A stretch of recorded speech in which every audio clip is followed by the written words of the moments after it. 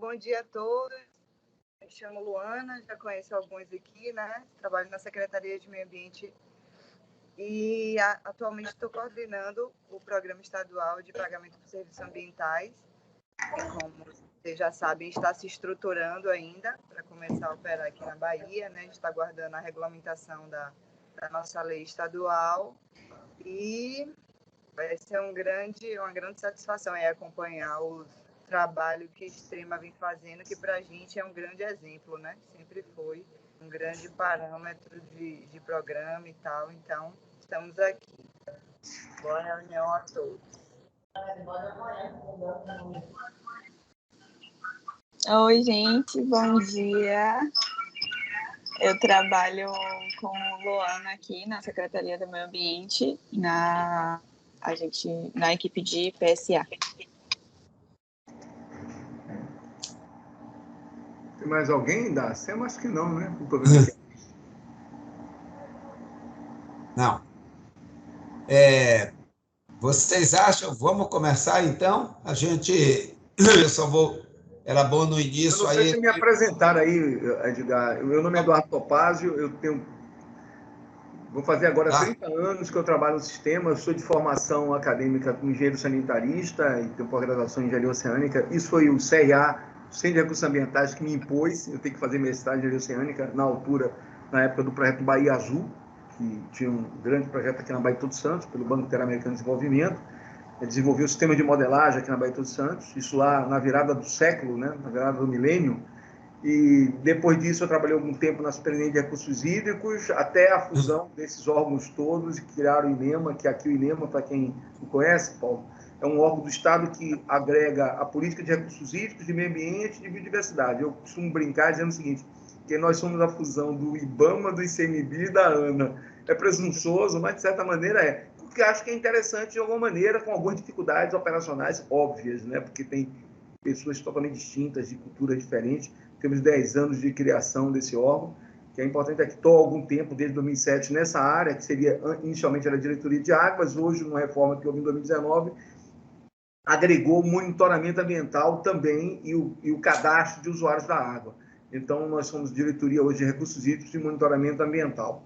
Então, estamos aqui, é um prazer, inclusive, recebê-lo. Podemos começar fazendo a apresentação de Paulo, Edgar? Podemos, né? Sim, vamos começar. Eu pensei que o início você se apresentasse, mas já foi iniciada, né?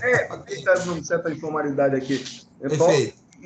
E agradecer, claro, né, Paulo, que é uma pessoa que vai nos trazer muita novidade aqui, vai trazer a experiência dele, que vai ser muito útil para a gente aqui na Bahia, né, que é um especialista em gestão ambiental pela Exalc, é um biólogo, gestor ambiental de carreira do município de Extrema e atua na prefeitura desde 95, né, Paulo? E que é uma área que é pioneira na questão dos pagamentos de serviços ambientais, questões que nos é muito importante e do qual eu, particularmente, na parte que eu falei aqui, na virada também da década passada, eu tive a oportunidade de interagir em algumas regiões aqui do estado com um programa de corredores ecológicos e a gente entendeu a importância para um sucesso, por exemplo, do programa de corredores ecológicos, a implementação de políticas de pagamento por serviços ambientais. Então, acho que a experiência, Paulo, que você vai trazer aí, exitosa da sua região, nos vai ser bastante útil. Seja bem-vindo e eu agradeço aqui de antemão a sua presença aqui conosco, de nos compartilhar o seu conhecimento. Então, a gente pode já passar a palavra, né, para o nosso convidado, para poder falar a respeito do assunto. Bom, obrigado, Eduardo, obrigado, Edgar. As meninas aí, muito bom, né? Eu tenho acompanhado vários projetos em vários lugares e como aí na Bahia, as mulheres estão dominando aí essa agenda, não só essa agenda, como outras agendas, né? Então é sempre muito bom ver tantas mulheres engajadas aí nesses projetos, né? Eu gostaria de conversar com vocês, né? Eu acho que vocês me propuseram dois temas, que é o conservador das águas e o projeto Extrema no Clima. E eu vou tentar levar para vocês também um outro plano que nós estamos desenvolvendo aqui em Extrema, que é o conservador da Mantiqueira, que é um pouco levar a experiência de Extrema e dos nossos parceiros, né, eu vou falar sobre eles também, para outros municípios, para uma região maior, né? Então, vamos lá, então, e acho que a conversa, como vocês propuseram, realmente é uma conversa, então fiquem à vontade em interromper, né, a gente poder fazer esse bate-papo, se vocês quiserem deixar as câmeras abertas aí também podem ficar à vontade, e a gente falar um pouco sobre isso. Como o Eduardo me apresentou, eu estou em Extrema já há 26 anos, né? Sou funcionário aqui de carreira do município, sou gestor ambiental. Até o ano passado, eu fiquei como secretário, né? Então, eu fiquei como secretário de meio ambiente aqui do município há 25 anos.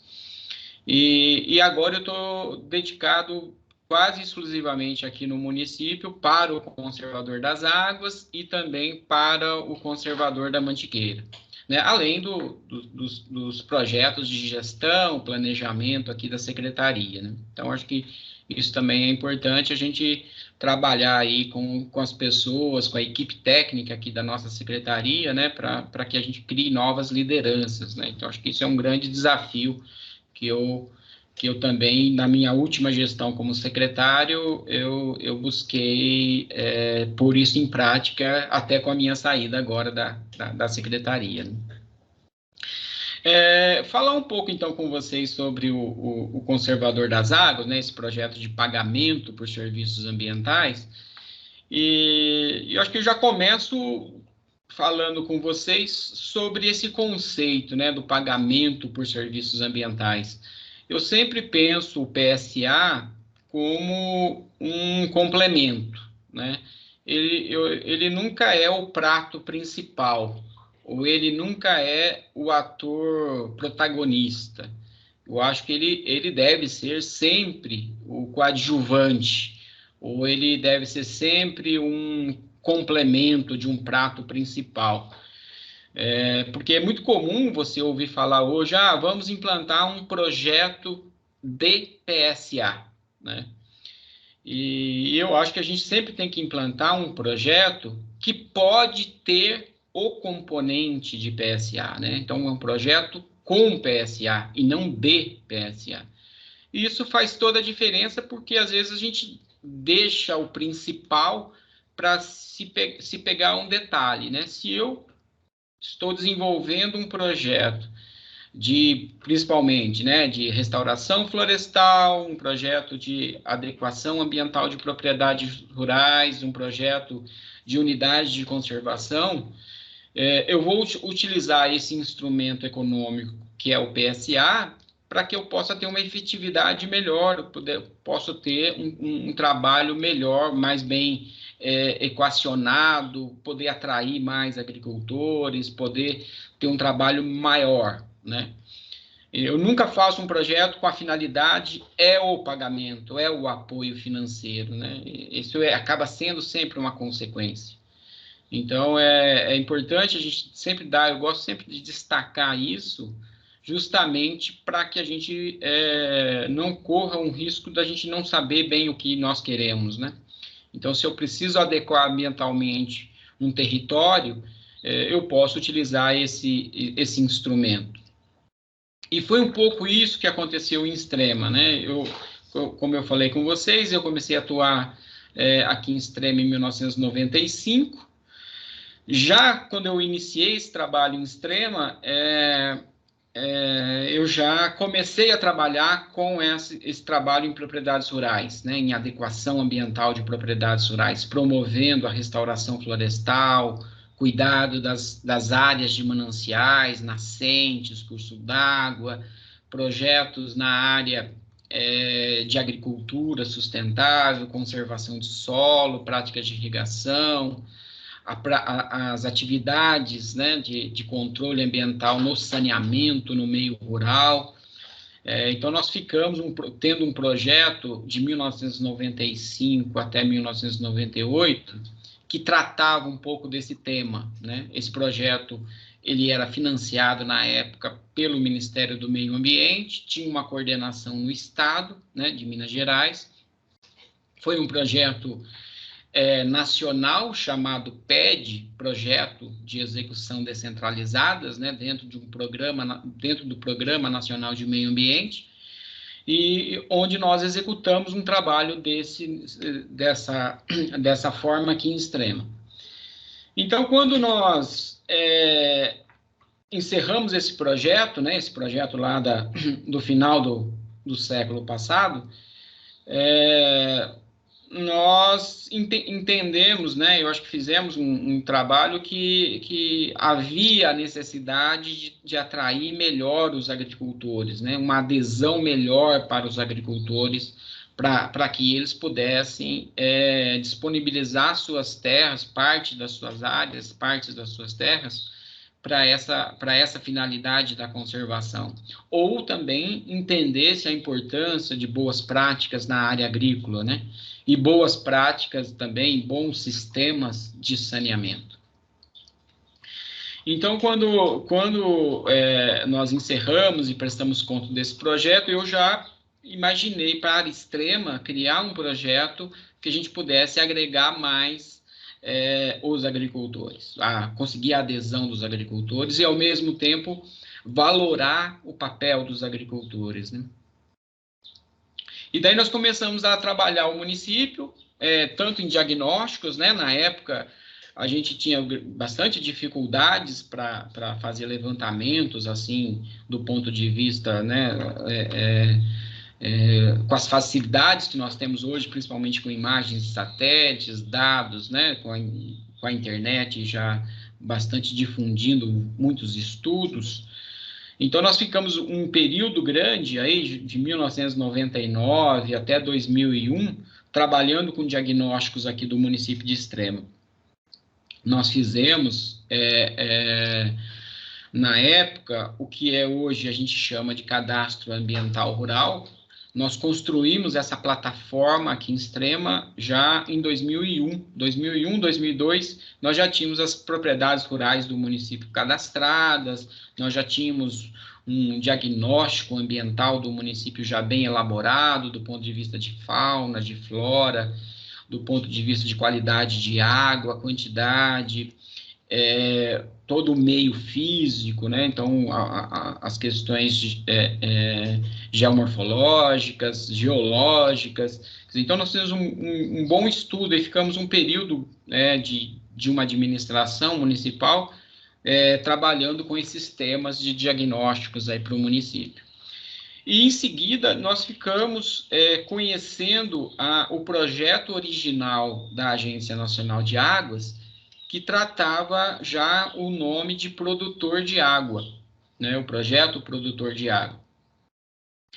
E quando veio para nós esse projeto, o Produtor de Água, isso em 2002, né, que nós ficamos aí quase 20 anos, então, há 20 anos atrás, me interessou muito essa possibilidade da remuneração para os agricultores. Acho que isso fez todo sentido, porque eu já sentia as dificuldades de poder agregar os agricultores num programa como esse. E a gente começou, então, a aprofundar isso para criar um projeto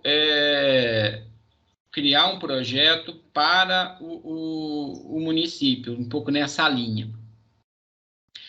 Então, nós começamos a estudar um pouco isso. O projeto original da ANA, né, criado lá pelo professor Henrique Chaves, da Universidade Federal, pela Universidade Nacional de Brasília,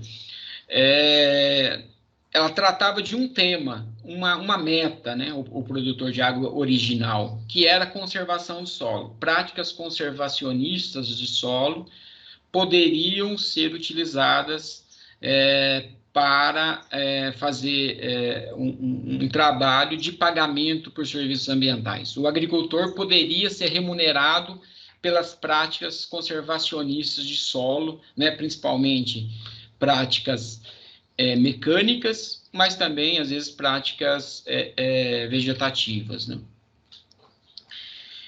Então, interessou muito para a gente, então, esse tema, e nós começamos a estudar, a aprofundar um pouco mais esse trabalho, já entendendo que para o projeto de Extrema seria necessário nós também colocarmos mais 2 metas, né, que foi o que nós fizemos. Uma meta florestal e uma meta de saneamento, né? Então, a ideia seria trabalhar os temas agricultura, floresta e saneamento como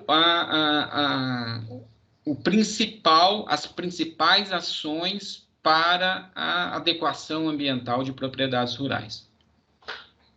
Nesse momento, nesse período, a gente, aqui em Extrema, a gente ainda tinha, e Extrema é um município que tem bastante água, né, um município rico em água, estamos aqui na Serra da Mantiqueira, e naquela época a gente ainda não tínhamos grandes problemas de falta de água ou qualidade, né? Eu acho que o município pensou um programa como esse, pensando justamente no seu desenvolvimento a médio e longo prazo, né? Quer dizer, nós já entendíamos naquela época que seria um grande ativo ambiental para o município, você ter uma área, o território do município conservado. Para o que a gente chama hoje, né, depois os temas foram se solidificando, com o tema de municípios que produzem serviços ambientais, né, que eu acho que esse é o mesmo, que é o principal, como eu falei com vocês, né? A gente ser um produtor de serviços ambientais e utilizar um instrumento de pagamento por esses serviços dentro de um programa, dentro de um projeto, né, estruturado.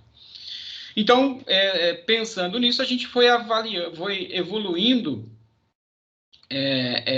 esse projeto e, lógico, sempre trabalhando as questões dos períodos aí de eleições, né, de administrações. E logo quando nós iniciamos uma administração em 2005, nós sugerimos, então, para o prefeito, na época, né, para a gente implantar o projeto, então, e mandar o projeto para a lei, transformar ele numa lei, né, e criar o projeto de fato dentro da estrutura de gestão ambiental do município e dentro da gestão pública do município de Extrema, né.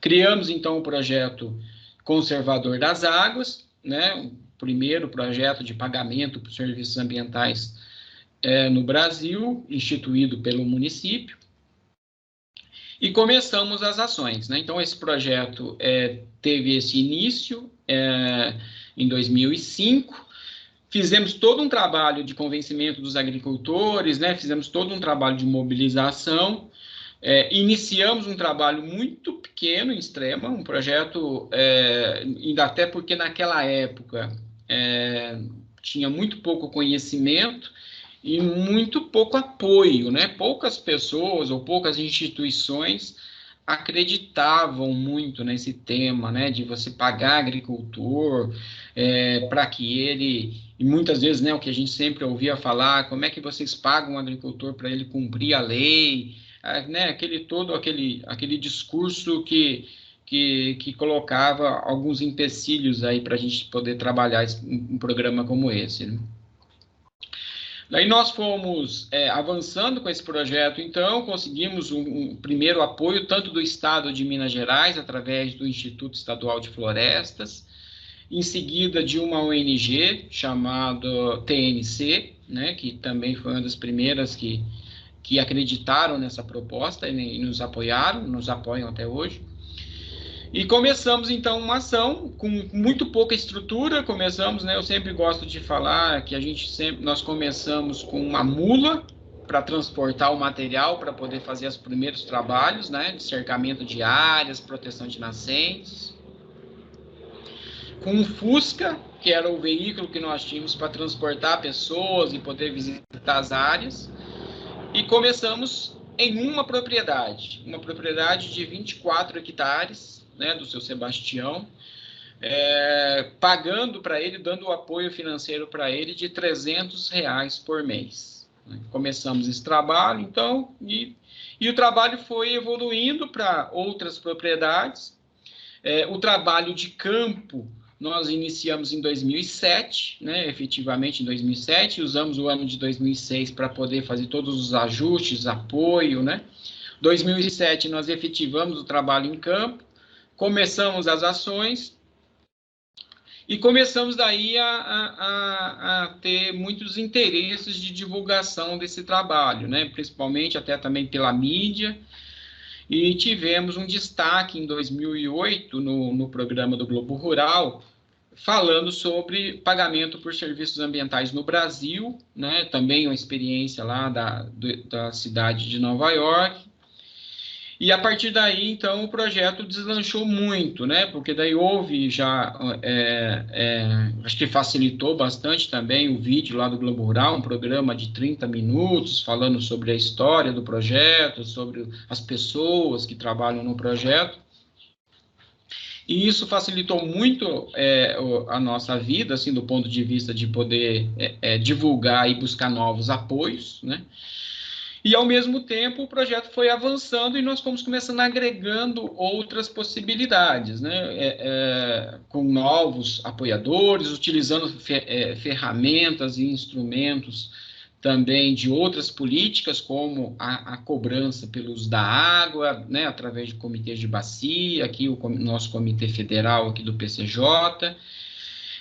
Começamos a trabalhar também com programas de compensações ambientais por outras entidades, empresas, né, que precisavam compensar áreas para restaurar, fazer a restauração para compensações de obras de licenciamento ambiental. Começamos a trabalhar também com projetos para sequestros de carbono, né, projetos, né, nessa área de carbono. Então, o projeto começou a ganhar outros cenários aí, né? Então, além da questão hídrica, né, que foi o nosso carro-chefe, nós fomos também entrando em outras searas aí, como a questão climática, depois a questão de biodiversidade, com a questão da criação das unidades de conservação a nível municipal, as RPPNs, criação de parques, e o projeto, então, foi criando novas fórmulas de gestão e também de financiamento. O projeto começou a ganhar corpo, e uma coisa que eu sempre, né, tentei fazer, e graças a Deus nós conseguimos, é que ele fosse autossuficiente no ponto de vista de financiamento, que a gente não dependesse tanto de financiamentos externos, né, que a gente pudesse caminhar com as próprias pernas, né. Então, a gente foi buscando essas alternativas, tanto a nível de compensação, né, quando a gente começou a fazer projetos, né, vender esses projetos ambientais, vender esses serviços ambientais para fora, né, vamos pensar assim, nós conseguimos já ter recurso financeiro para a gente poder ir evoluindo no projeto, tanto a nível de ampliar áreas de propriedades rurais, de produtores rurais, quanto de adquirir áreas para a criação de unidades de conservação. Então, a gente conseguiu criar um arcabouço financeiro e jurídico na gestão municipal para que a gente pudesse avançar em outros temas também. E além da questão, como eu falei com vocês, sobre a questão do carbono, né, da política, né, os primeiros projetos de carbono nós fizemos aqui em 2012, 2013, depois nós conseguimos ir agregando a cada tempo mais projetos de carbono, então uma mesma área poderia estar prestando vários serviços ambientais, né, como a gente utilizou aqui em Extrema. Então, uma área de restauração florestal, ela, ao mesmo tempo, pode estar atendendo uma demanda de compensação ambiental, ela pode estar atendendo uma demanda para sequestro de carbono, pode estar atendendo uma demanda para a biodiversidade, para a proteção dos mananciais, quer dizer, então, produzir água. a gente começou a criar vários cenários aqui em Extrema. Então, acho que isso foi bem importante para a gente fortalecer o projeto, né, do ponto de vista técnico e do ponto de vista financeiro. Além de podermos agregar muita pesquisa científica, né? Então, nós fizemos parcerias com as grandes universidades dessa área, né? Tanto a USP, Exalc, a Unicamp, a Universidade Federal de Viçosa, a Universidade Federal de Lavras, são todas, a Embrapa, né? A Embrapa Meio Ambiente, várias entidades de pesquisa, universidades, puderam participar desse processo com a gente aqui, e participam até hoje, né? E daí nós fomos buscando alternativas também para projetos nessa linha, para atender o município. Como eu falei com vocês, eu sempre penso nessa questão, né, na execução de um programa como esse. Então, nós começamos a criar um programa municipal para a unidade de conservação, né? Criamos o Sistema Municipal de Unidades de Conservação aqui no município, começamos a adquirir áreas que tinham prioridades para conservação aqui no município, e começamos a implantar também um programa municipal para o combate às mudanças climáticas. Nós, então, criamos uma lei municipal, a Política Municipal de Combate às Mudanças Climáticas, né, que é o nosso programa Extrema no Clima.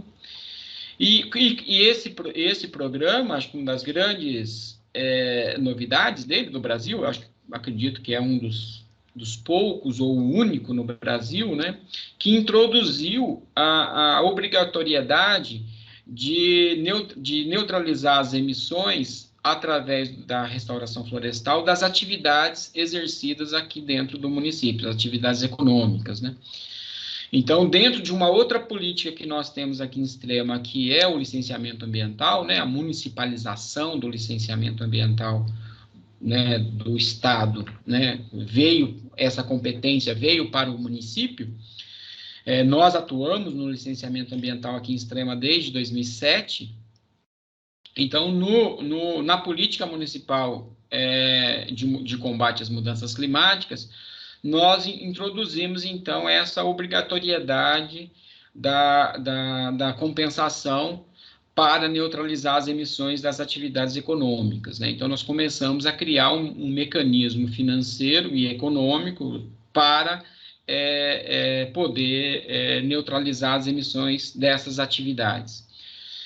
Então, hoje, um empreendimento em Extrema, instalado em Extrema, que necessite de licenciamento ambiental, o empreendedor precisa apresentar seu inventário de emissões de gases de efeito estufa, e nós calculamos qual é a quantidade de áreas, né, que devem ser restauradas para que ele execute essa compensação. Além também do que a gente chama das emissões da pessoa física, né? Então, residências, veículos, atividades da pessoa física, o município se compromete a neutralizar essas emissões, né? Até porque a sociedade já paga nos seus impostos, né? No caso, IPTU para residência, IPVA para veículos. Um percentual desse recurso nós estamos utilizando para neutralizar as emissões do que a gente chama de pessoa física.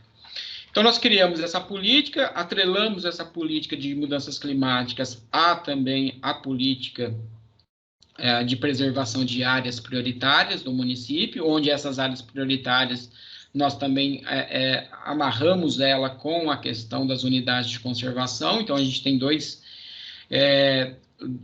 duas categorias aqui para o município de unidade de conservação, que é Parque Natural Municipal e RPPN, né? Nós incentivamos as RPPNs através também do pagamento por serviços ambientais.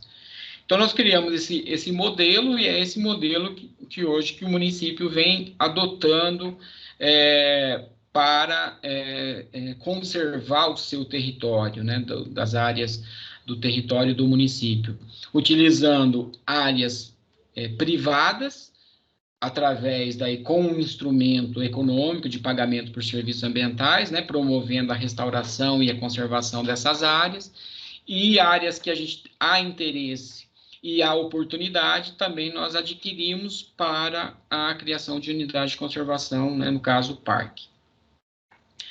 Então, acho que esse é o modelo que Extrema vem adotando ao longo desses últimos 20 anos, 20 e poucos anos, né? Então, acho que é o modelo de gestão que a gente tem feito para o nosso território.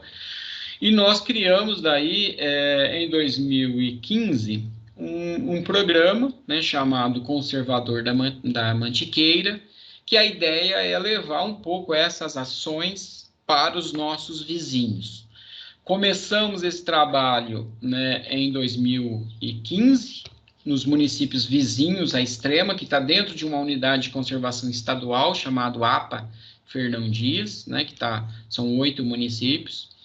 Daí, com o apoio da SOS Mata Atlântica, da TNC, do WRI, e da Agência Nacional de Águas, nós levamos, então, um pouco esse trabalho de fortalecer as políticas públicas, né? Então, cada município criar o seu projeto dentro das suas características, levando para eles também uma metodologia de como implantar um programa, né, semelhante ao que a gente fez aqui em Extrema, e, além do mais, já entrar com esse pacote de conhecimento, né, com as parcerias com as universidades, para que a gente pudesse capacitar os gestores municipais para que eles fossem o executor de uma ação como essa. Então, deu muito certo no início, então, nesses 8 municípios. Depois, nós expandimos isso para uma região envolvendo 284 municípios, né, sendo 205 em Minas Gerais, 71 no estado de São Paulo e 8 municípios no Rio de Janeiro, né, também um pouco com essa metodologia que eu expliquei. Cada município cria o seu projeto, né, então a gente fala o Conservador da Mantiqueira como um plano que deve ser trabalhado regionalmente, através de seus programas regionais, e consolidar esses programas através de projetos municipais, né? Eu sempre gosto muito de utilizar a experiência que nós estamos passando aqui no Brasil agora, né, que praticamente todos os municípios brasileiros com a pandemia, que é esse programa de vacinação, né, essa ação da vacinação. Que você tem, né, ou deveria ter um programa nacional, um plano nacional para isso, né, que na verdade chama até isso mesmo, né, um plano nacional de imunização, onde a União cuida desse plano, os estados cuidam de toda a logística e fomento, e os municípios executam essa política, né? Então, todos nós aí que tomamos vacina, fomos vacinados por um servidor municipal. Então, quando a gente trata dessas questões de adequação ambiental de propriedades rurais, territórios municipais, ações que vão chegar na ponta, sempre eu entendo que o município deve ser o executor dessa política nacional, ou desse planejamento, ou desse programa estadual, né? Então, acho que é um pouco essa... Então, quem deve cuidar aí do seu território, do ponto de vista de produção de serviços ambientais, eu acredito que deve ser o município, e acho que, então, por isso também essa lógica que nós adotamos dentro do Conservador da Mantiqueira. Em 2020, nós expandimos um pouco essa ação, então passamos de 284 municípios para 425, estendendo também para a região da Zona da Mata Mineira, né? Aquela região lá de Viçosa, Juiz de Fora, Muriaé, né? Toda aquela região que faz divisa com o Rio de Janeiro, vai até ao Espírito Santo, né? Muito dela na bacia do Rio Doce. Então, além dos nossos parceiros iniciais, SOS Mata Atlântica, TNC, WRI, nós incluímos também o WWF, a Conservação Internacional, a União Internacional para a Conservação da Natureza, né, a IUCN, e a Iniciativa Verde, que é uma ONG também menor, mas é que com boa atuação nessa linha de crédito, de programas, né, de crédito de carbono, instituído aí, programas menores, vamos pensar assim, né? Então, hoje nós temos atuado lá na Zona da Mata. A gente tem uma parceria muito boa com a Universidade Federal de Viçosa, que é a nossa grande parceira lá, que atua nessa região. Então, acho que esse é o cenário, assim, que eu poderia falar. Eu falei bastante, né? Gostaria de ter falado menos. Consegui resumir, e eu acho que vamos aí deixar a palavra para vocês, para a gente poder tirar dúvidas, fazer um questionamento de vocês. Eu fico à disposição aí, então. Ok?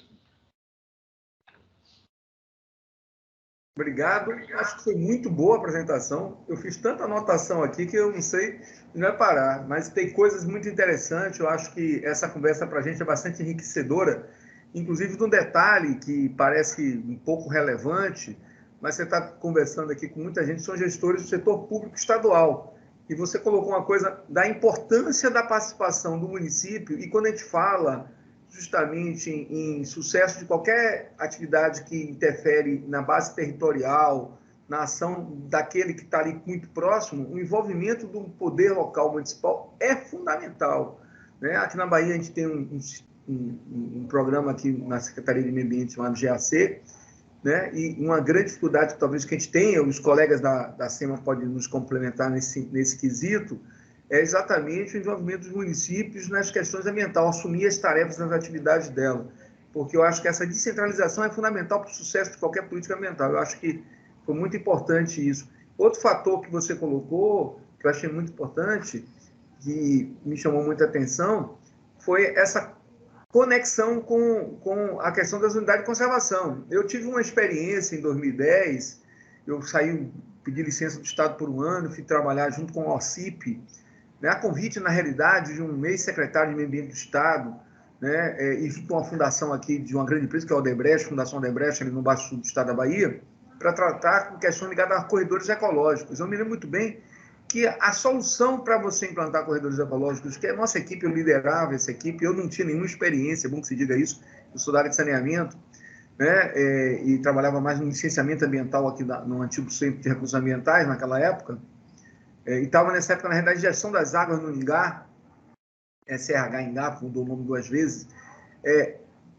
Basicamente, a gente entendeu de que o sucesso de uma política como essa, de integração, de fazer corredores ecológicos, integração de unidades, né, de florestas entre uma e outra, a gente usou 2 estratégicas, as APPs, né, as áreas de proteção dos rios, né, assim como também as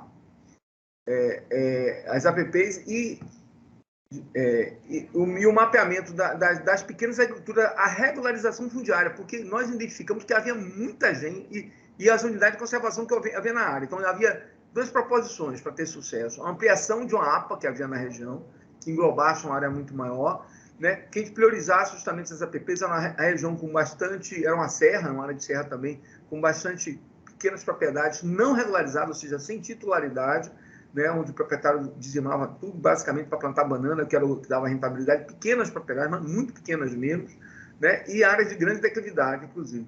Então, a gente entendeu que, se você não fizesse, fomos na ANA, fomos em Brasília conversar, ver as apresentações do pagamento de serviços ambientais ligado à questão do produtor de água, chegamos a ver, formatamos. Claro que isso era uma iniciativa de uma fundação privada, né, eu depois... acabou meu tempo de contrato, acabou minha licença, inclusive eu não pude renovar, eu voltei para o Estado, também não estava muito satisfeito, porque apesar de ser uma iniciativa privada, eles não queriam botar dinheiro, queriam buscar recursos do Fundo Amazônico para poder financiar esse processo e agregar alguns processos de valores outros, então eu discordava disso, eu terminei não levando adiante, mas eu achei que foi uma grande experiência que eu tive e eu achei que o método que os colegas, eu era um líder, mas na verdade tinha uns especialistas nos assuntos, muito mais conhecedores do assunto do que eu, né, agrônomos, biólogos, geógrafos, né, e puderam fazer isso, seria muito interessante, achei muito interessante, algo que eu penso sempre assim, a gente tem que resgatar uma coisa nesse modelo. E você deu muita luz nesse aspecto, né?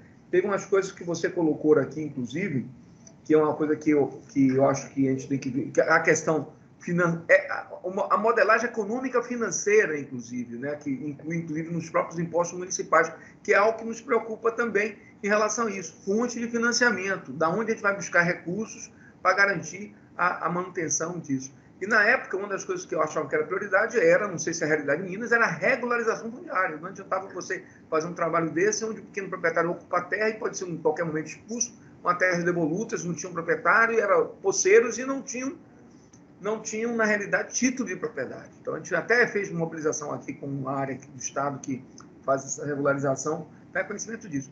Então, eu achei muito enriquecedora a sua apresentação, Paulo. Eu acho que nos agregou bastante valor, né? Eu fiz muitas anotações aqui, né, para ver o que a gente vai contribuir, e eu acho que aí eu vou fazer uma pequena provocação e vou um abuso, né? Seria interessante até, Edgar, a gente fazer uma visita aí a um município de Extrema, né? Conhecer o trabalho em loco. Eu espero poder encontrar pessoalmente com vocês aí. Então, é isso aí. Eu queria abrir aí a palavra a todos, quem quiser fazer perguntas e manifestar. E já de antemão, quero dizendo que estou muito feliz de estar aqui nesse momento e foi muito enriquecedor já para mim essa apresentação. A palavra está aberta aí para quem quiser fazer perguntas e intervenções. A Mariana está fazendo um relatório, também relatando o processo aqui para nós também, né? Tem duas pessoas. Luana, se eu olhar aqui, Luana foi a primeira, acho que depois Rosane, Aline. Vai, Luana, é com você.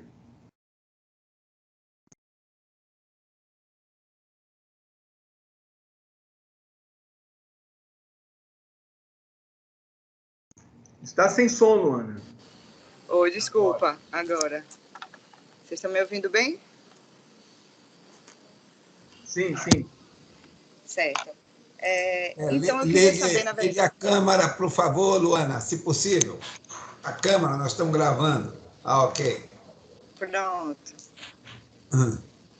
Então, a minha pergunta é sobre a relação do programa municipal com o programa estadual, se existe essa parceria ou se o programa municipal é independente, porque a gente, como o Topázio já falou, está tendo essa preocupação. Como a gente ainda não regulamentou a nossa política, a gente está estruturando o programa e fazendo essa questão da capacitação dos municípios. Então, a gente já está programando um curso, porque alguns municípios da Bahia já estão bem adiantados nisso. Eu acho que o melhor exemplo é Ibirapitanga, aqui no Baixo Sul, que tem seu programa, tem sua política municipal, até anterior à nossa, é de 2014, a lei deles. Mas tem muitos municípios que querem isso, mas que ainda não sabem por onde começar. Então, a gente já está se estruturando aqui com o GAC, né, que é a Gestão Ambiental Compartilhada, para poder fazer essa capacitação, e o produto dessa capacitação seria justamente a política municipal. Aí eu queria saber dessa sua experiência, se houver com o Estado ou não existe, e com os comitês também, se tiver. E parabéns pelo programa e pelo trabalho. Já admirava antes e agora com essa palestra ainda mais. Luana, como nós começamos o nosso trabalho muito antes, né, muito tempo atrás, então nós não tínhamos nem na política nacional, como eu falei com vocês, porque o programa da ANA, né, o produtor de água, de fato, ele nunca ocorreu, né, assim, porque você fala um projeto de pagamento por serviços ambientais da ANA, o produtor de água, que não paga, né? Na verdade, até hoje não há o pagamento. Eles podem fazer alguma ação, mas não fizeram um pagamento até hoje, né? Então, quase 20 anos, a política nacional não foi implementada. Quando nós começamos o trabalho aqui em Extrema, já em 2007, 2008, que nós tivemos apoio do Estado de Minas Gerais, né, através do Instituto Estadual de Florestas, o Estado criou um programa estadual um pouco diferente, né, assim, que aqui chama Bolsa Verde, ou chamava Bolsa Verde, que também ele não está atuando. Então, o Estado de Minas Gerais não tem uma política estadual de pagamento por serviços ambientais. A experiência que o Estado teve foi muito ruim, do ponto de vista da estratégia que foi implementada, né? Porque Minas Gerais, assim como a Bahia, é um estado muito grande. Eu entendo que é difícil você implementar um programa,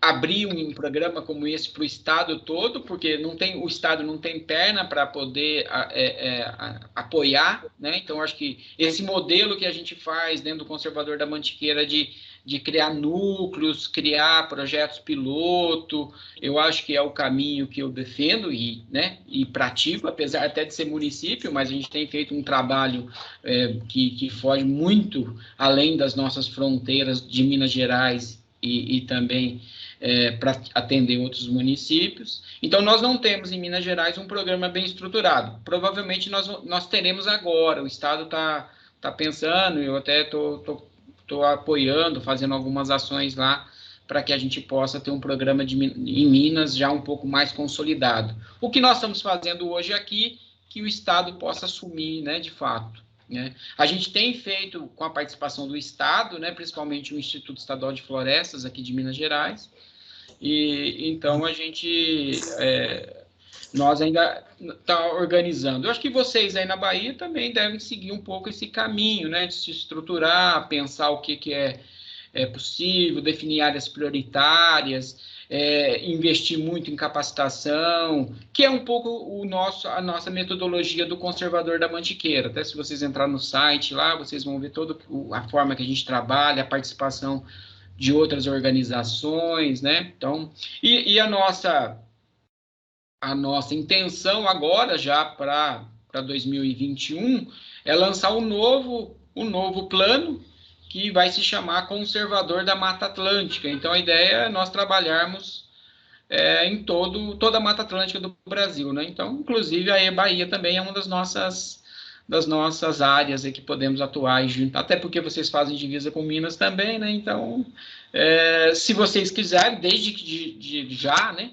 Para a gente discutir um pouco a metodologia que a gente tem trabalhado com os municípios, a gente pode passar para vocês sem problema nenhum. Nós não temos nenhum interesse de consultoria, não temos nenhum interesse de política. Nossa intenção é compartilhar o pouco que a gente conhece. Né?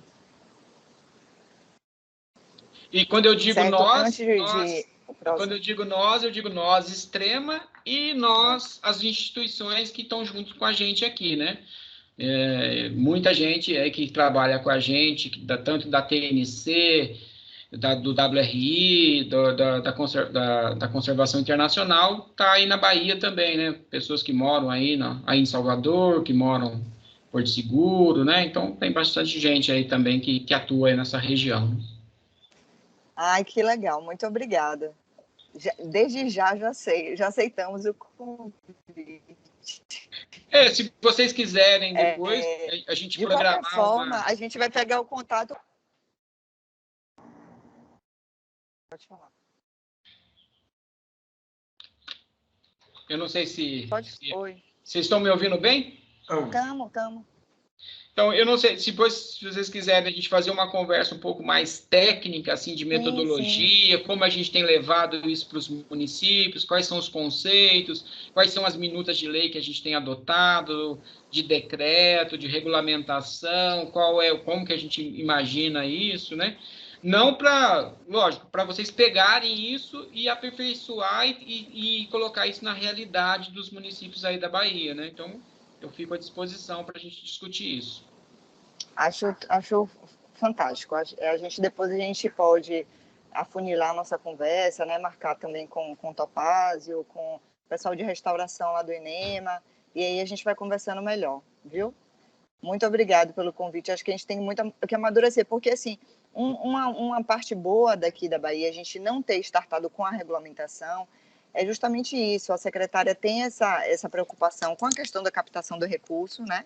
Então, estamos trabalhando em algumas frentes. Uma é a de captação do recurso, a outra é de estruturação da plataforma, capacitação da equipe, e a outra é essa questão do projeto piloto, né? De escolha das áreas prioritárias para fazer projetos pilotos, em que a gente vai conseguir enxergar melhor os gargalos, né? O que pode dar certo, o que pode não dar, e não começar já um programa abrindo editais. Então, eu acho que esse caminho um pouco mais lento, um pouco mais focado, vai dar a gente essa oportunidade de não errar tanto, né, digamos. A gente tem feito conversa com outros estados também, a gente teve uma conversa ótima com o Rio de Janeiro, que é com Maria Kimoto, lá do INEA, que também já nos deu ótimas dicas e está fazendo esse intercâmbio com a gente. Então, mais para frente aí a gente vai entrar em contato e vamos marcar essa reunião e essa visita. Obrigada. Com certeza, Luana. Vocês aí estão na frente. Rosane Aline agora, né, que pediu a palavra também.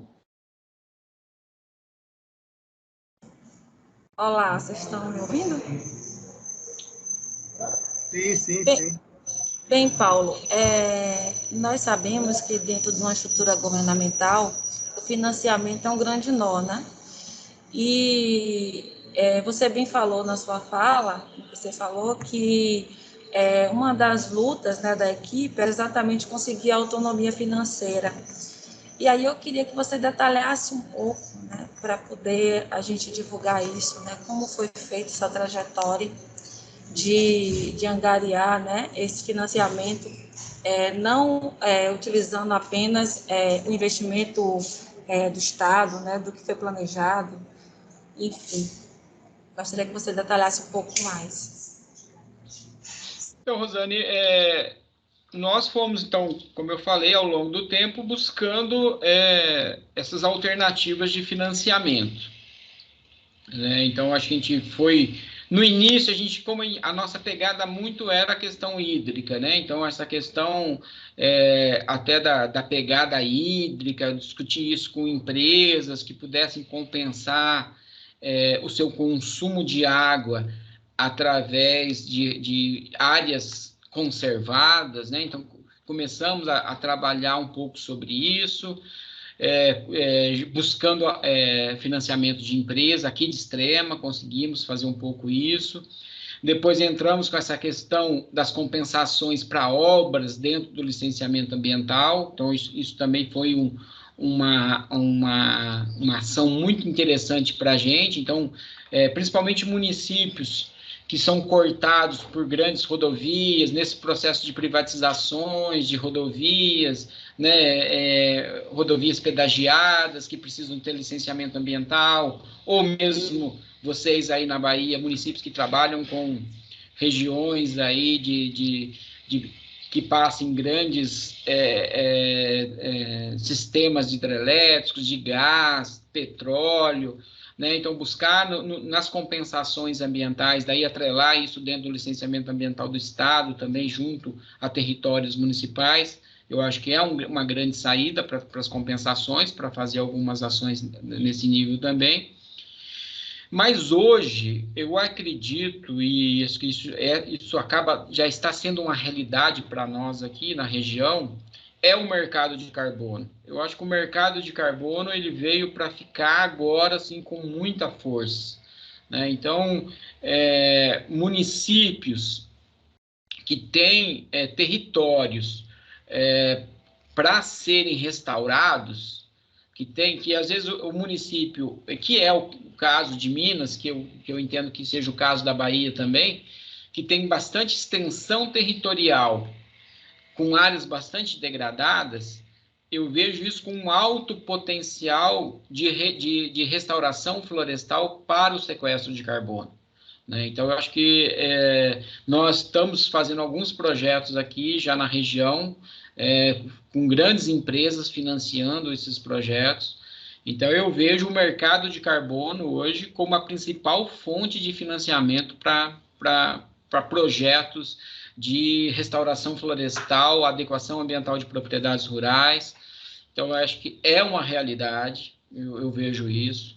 Então, eu acho que um trabalho muito bem feito de uma política de Estado, pensando nessa questão do combate às mudanças climáticas, com áreas de restauração para fazer compensações de emissão, eu acho que tem tudo a ver a fazer isso, fazer trabalhos dessa forma, utilizando, como eu falei com vocês, o Estado como um fomentador dessa política e o município como executor, né? Então, acho que é muito interessante quando o Estado for fazer alguma ação nesse nível, que ele, através de editais, ele chame municípios, que o município entre com contrapartida, mesmo que seja contrapartida física, né, de equipe, que invista em capacitação dos gestores municipais, né, que façam todo esse trabalho, para que a gente fortaleça o papel do município como o executor dessa ação,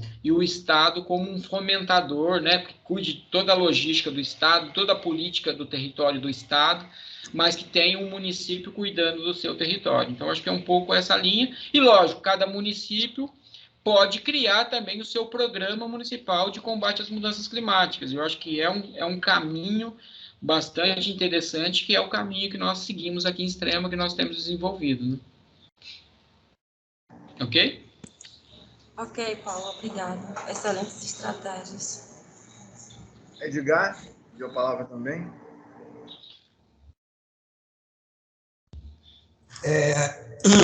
Bom, em primeiro lugar, dar os parabéns a Paulo. Acho que ele nos deu uma aula também com esta vastíssima experiência, ou seja, ele é um dos iniciadores desse processo, né? Pela fala dele, ou seja, ele aprendeu mesmo na prática e mostrou o seguinte, que a gente tem que ter uma visão ampla sobre esses processos, não pode ficar muito focado em apenas um aspecto. Então, quando o Paulo comenta sobre trabalhar com o PSA, você já começa a perceber o seguinte, você tem um objetivo mais elevado, não é? De preservação. O PSA é um elemento. Então, a gente não precisa ficar cego nesse aspecto, porque você pode atuar com uma coisa em uma região, em um momento, e outra coisa em outro momento.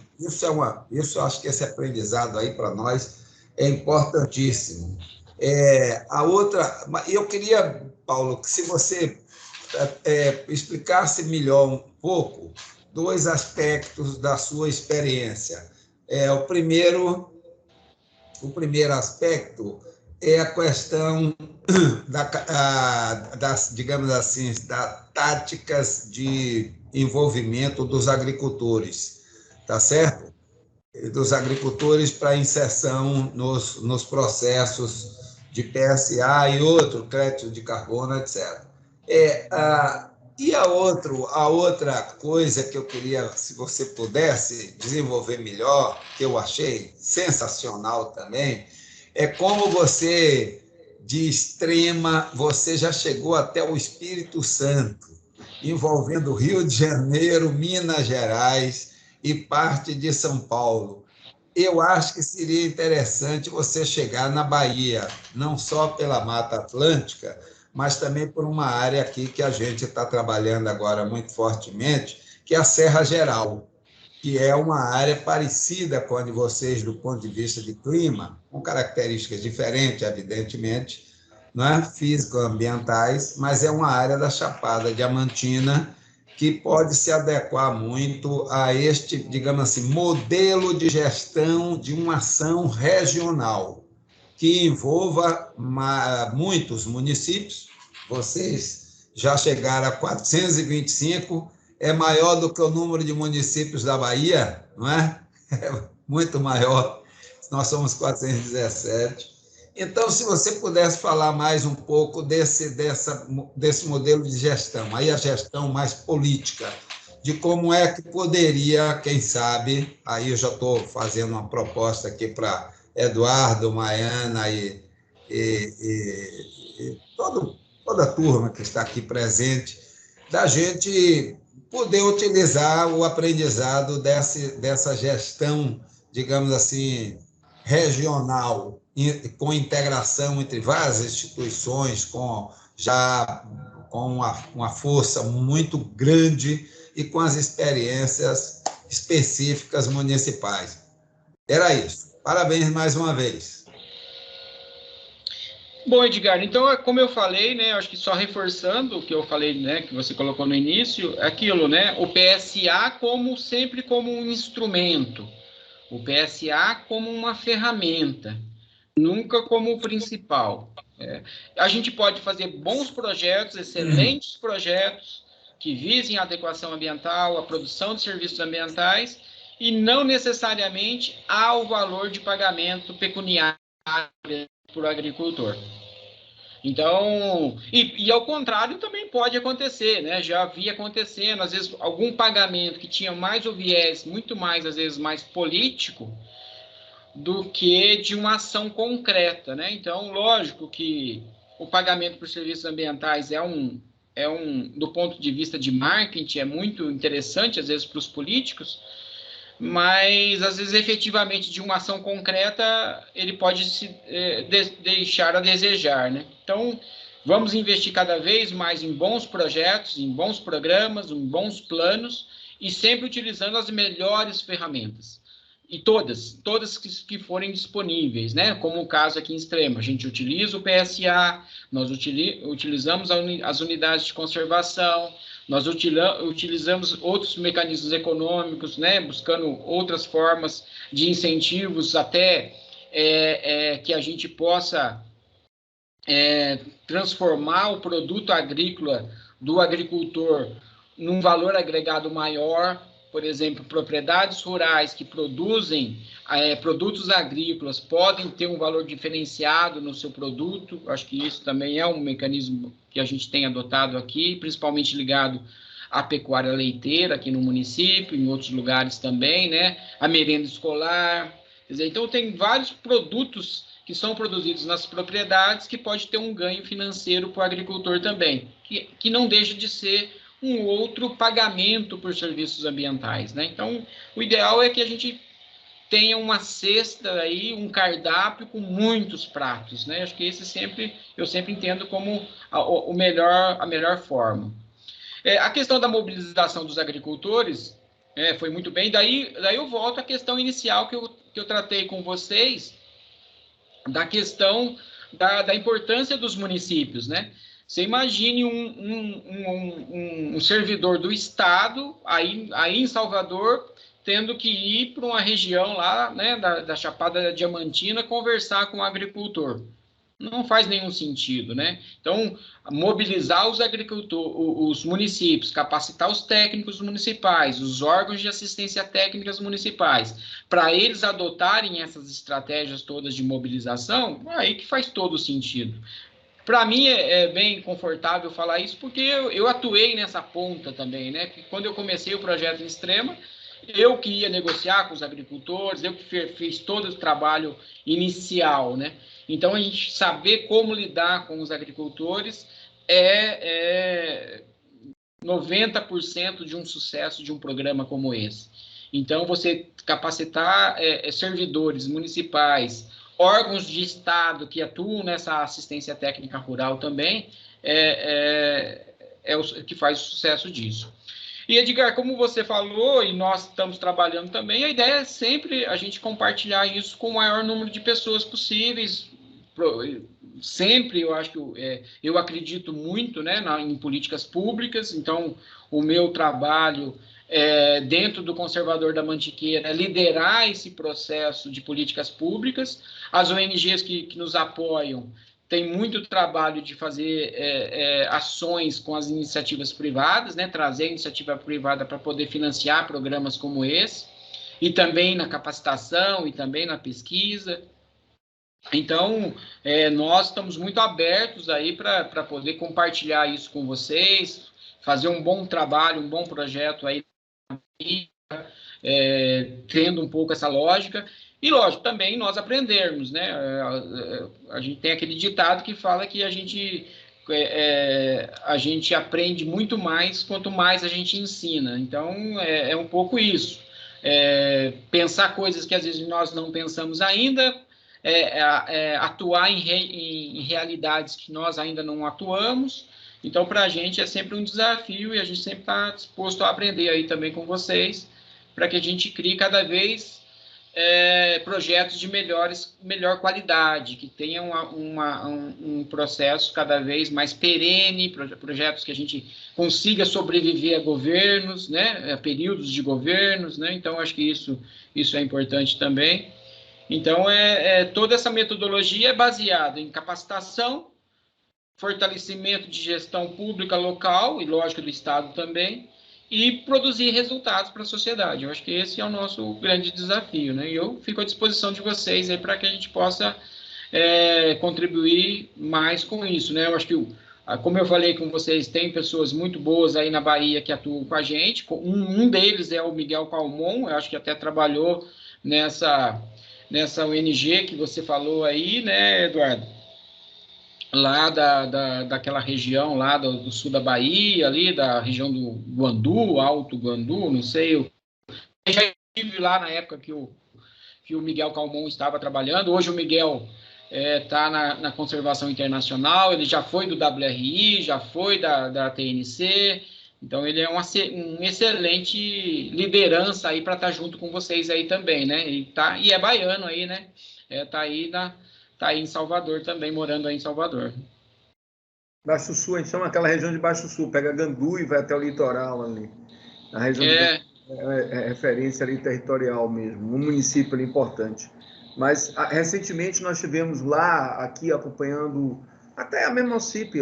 Infelizmente, eu não pude ir, porque fui informado muito em cima e a agenda estava muito apertada com o secretário de Agricultura, justamente para ver trabalhos que estavam sendo feitos ali com agriculturas locais, agricultores locais, e é uma área que eu acho que tem um grande potencial. Acho que o Edgar sabe disso, o pessoal da SEI sabe disso, tem alguns contatos sobre isso, a SEMA também, que é uma área que tem realmente grande potencial de início de trabalho, até para as características do lugar e por fato que tem unidade de conservação, tem uma área relativamente conservada, ainda não tem grandes ocupações territoriais. Então, acho que... E tem outras áreas, né? Eu acho que o que você colocou foi muito bom. Eu tive a oportunidade, na época, de visitar Lavras. Tive mais recentemente, já aqui, a Universidade de Lavras. E tive justamente com coisa dessa natureza, ver tecnologias adotadas, buscando informações e conhecimento. Como também, recentemente, nós temos uma certa parceria indireta, muito forte, com a Universidade Federal de Viçosa. Então, toda essa experiência a gente pode trocar aqui em algumas áreas do Estado. É óbvio que a Universidade de Viçosa tem um foco muito forte em relação à questão da água, mas, por exemplo, um dos parceiros, né, que é ligado à parte do irrigante, mas um dos variáveis elementos do grupo de professores que estão no grupo que está trabalhando com um projeto ligado à disponibilidade hídrica, o professor Marcos Costa, Heller, né, eu chamo de Heller, que trabalha muito com a questão de sequestro de carbono, com a questão de mudanças climáticas. E você colocou uma coisa, Paulo, muito interessante. Eu acho que isso é pauta, né? São variabilidade, né? Isso tem que ser interiorizado, né? E para a base. E outra coisa, você também falou uma coisa que eu concordo em número, gênero e grau, número e grau, que é o seguinte: não é a gente aqui de Salvador, servidor público, né, que vai conseguir ter esse diálogo direto com a comunidade local, e quem lá vive tem mais contato. Isso é importantíssimo.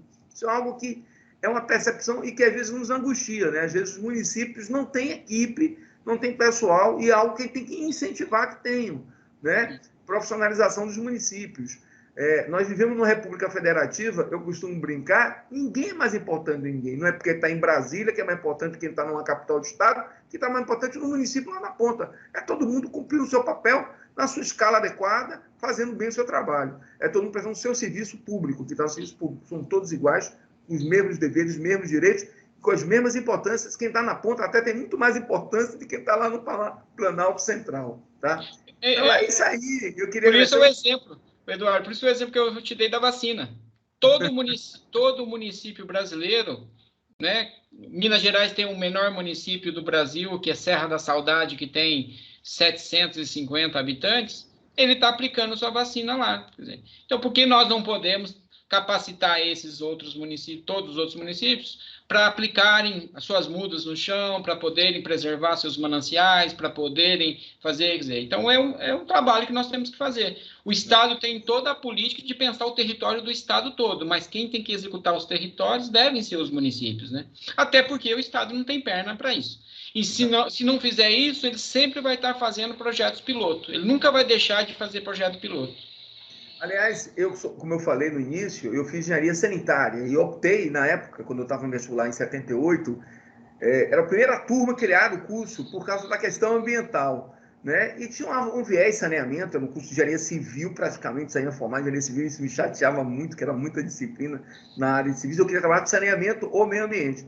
E uma das questões que a gente estudava é problema de saúde pública. Eu estou falando de 78, 79, quando eu entrei na faculdade, primeiro turma de vestibular aqui da Universidade Federal da Bahia, que oferecia esse curso, e nós discutimos muito, você falou a questão, sistema que hoje está famoso pela vacina, Sistema Único de Saúde, e a gente chamava de SUDES, Sistema Único Descentralizado de Saúde, porque entendia já naquele momento que o importante é quem executa é o município. Então, às vezes você vê governantes políticos que querem, na realidade, concentrar, e eu não estou, aqui não há uma crítica à política, ao contrário, a gente tem que fazer mais política, né? A boa política, nós somos políticos, cidadãos que vivem em sociedade, querendo, às vezes, centralizar, mas mais eficaz, mais eficiência, mais efetividade nos processos é quando a ação é integrada, quando o município está ali perto, é que ele sabe que precisa estar ali dentro. Bom, é isso aí, Paulo. Eu queria ver Maiana, que estava fazendo relatos, quer fazer algum comentário, e está aberto ainda se alguém quiser fazer. Maiana, com você a palavra agora. Se não tiver mais ninguém, a gente pode já encerrar em seguida. Tem uma pergunta no chat, viu, Eduardo? Deixa eu dar uma olhada, porque eu abri nesse instante e não tinha visto. De Bartolomeu. Existe algum viés voltado aos resíduos sólidos? Bartolomeu é um colega nosso. A questão, né? Sim, nós estamos tratando, né, então, do componente da adequação ambiental no meio rural. Como eu falei com vocês, nós estamos falando de 3 metas, né, que é a nossa metodologia aqui, tanto de Extrema quanto do Conservador da Mantiqueira. E na meta saneamento, a gente tem metas para o tratamento de efluente doméstico, para a captação de água para uso doméstico e para o tratamento adequado e a coleta, né, e tratamento adequado dos resíduos sólidos. Então, também há esse componente aí de resíduos sólidos, né, dentro do componente saneamento. E até pagamento por serviços ambientais, ele entra dentro dessa metodologia nossa aí. Perfeito. Você tinha colocado mais ou menos isso anteriormente, inclusive, que é muito interessante, várias colocações que foi feito aí, e uma coisa que me chamou muita atenção é o trabalho, inclusive, de levantamento das condições ambientais gerais do Estado, biótico, físico, do Estado, não, desculpa, do município. Né? Que isso ou seja, conhecer bem o lugar onde você vive, com toda a sua realidade socioeconômica e ambiental. E outra coisa que você chama a atenção, o que eu acho que é um desafio nosso, eu que estou mais diretamente ligado a essa questão da política de água, é realmente essa variável que o Kelman criou, alguns professores lá, né, pela direção da Ana dele, lá atrás, e os dirigentes que vieram em seguida, que era o pagamento produtor de água, aquela questão toda que você colocou, que infelizmente não evoluiu muito, né? É uma pena. E que talvez também seja um grande fundo de recursos para esse tipo de atividade. Eu acho que vale a pena a gente aqui, você me chamou a atenção, anotei, eu vou fazer parte do Conselho Nacional de Recursos, cobrar de novo isso, né? Cobrar ações efetivas, talvez com menos burocratização, com muito maior capilaridade. Né? Então é isso aí. Baiana, com você, se não tiver mais alguém que queira fazer algum questionamento. Você quer fazer algum comentário, Baiana? Resumo, você que estava nos relatando para a gente aqui, no nosso grupo aqui interno na Bahia?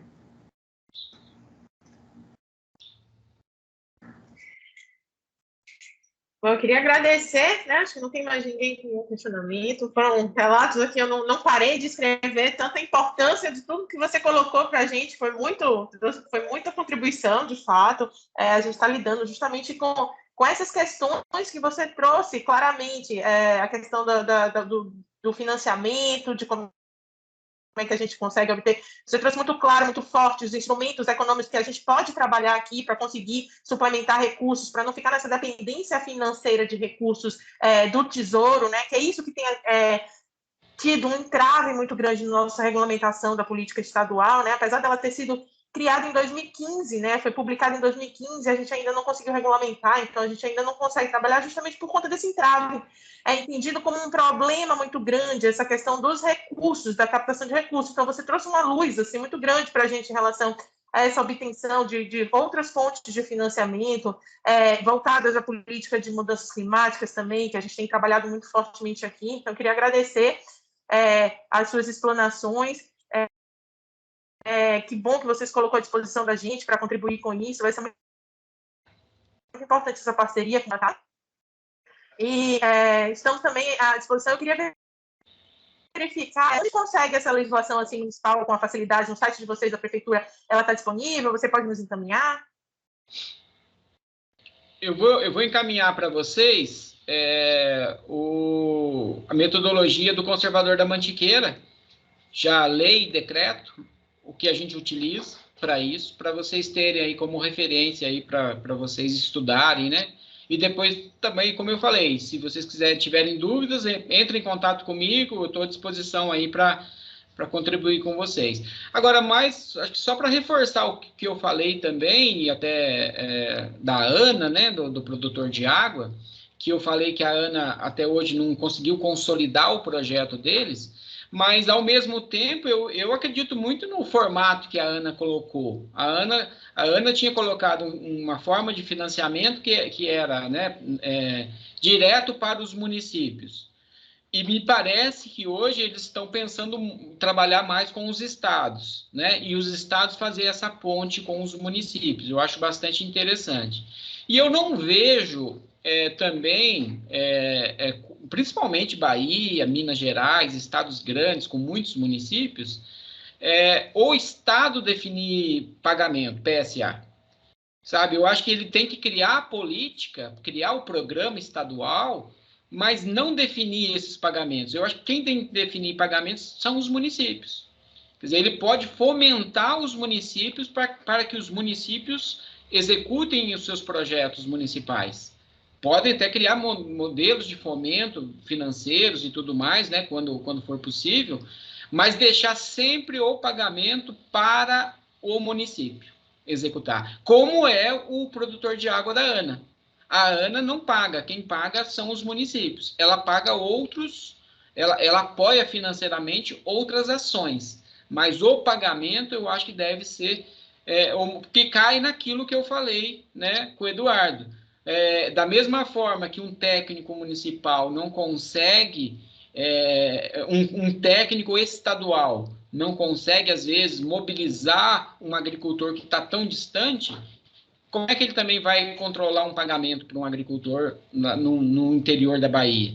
Né? Eu acho que quem tem que cuidar disso é sempre o município. Eu acredito um pouco nessa linha. Né? Ok? Muito obrigado, pessoal, então. Grande abraço a todos. Fico à disposição de vocês. Um prazer estar aí. Espero que em breve estaremos aí na Bahia para lançar o programa estadual de pagamento de serviços ambientais do estado da Bahia, e eu vou estar muito feliz aí se eu puder contribuir com vocês. E a gente também espera encontrar com vocês aí, vamos ver quem vai ser primeiro. Extrema, estamos sempre à disposição. A gente sempre está recebendo gente aqui, praticamente todo dia. Ontem eu recebi uma comitiva do município do Rio de Janeiro, aqui de Minas sempre, Santa Catarina, a gente está sempre recebendo pessoas aqui no Brasil todo.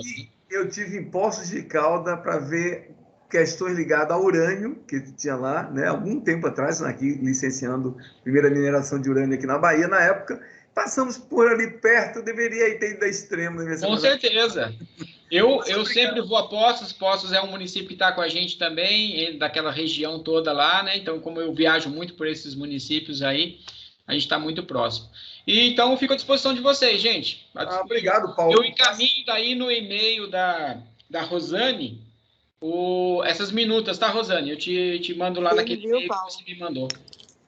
Obrigado, Paulo. Você quer fechar? Eu acho que é isso aí. Obrigado, acho que foi muito produtivo, muito importante, acho que as informações que foi dada. E é isso aí, vamos manter o contato, o trabalho continua, a experiência é muito boa. Ok. É isso aí. Obrigado, Eduardo, pessoal. Edgar, Abraço. As meninas todas aí, parabéns aí pelo empenho de vocês aí. Até breve. Grande abraço. Bom final de semana a todos. Ok, para você também. Obrigado. Te esperamos aqui. Abraço. Valeu. Tchau, tchau.